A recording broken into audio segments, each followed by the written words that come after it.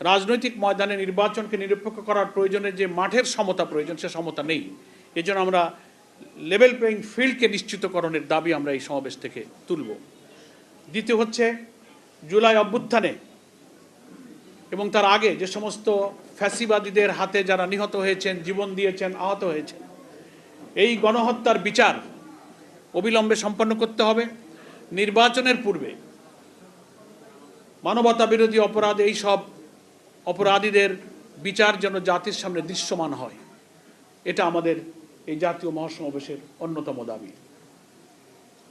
এরপর অবশ্যই নির্বাচন সুষ্ঠু করার প্রয়োজনে গণ আকাঙ্ক্ষা অনুযায়ী আমাদের কতগুলো রাষ্ট্রীয় অর্গান এবং বিভাগের মৌলিক সংস্কার শেষ করতে হবে।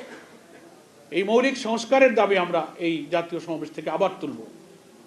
যদিও জুলাই অভ্যুত্থানের পর সকল দেশপ্রেমিক গণতান্ত্রিক শক্তি এই সংস্কারের দাবি তুলেছেন।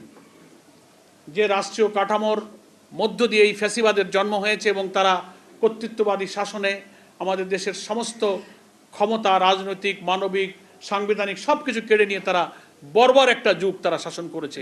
এই কর্তৃত্ববাদী শাসক যেন আর তৈরি না হয়, এই জন্য আমাদের রাষ্ট্রের কাঠামোকে পরিবর্তন করতে হবে।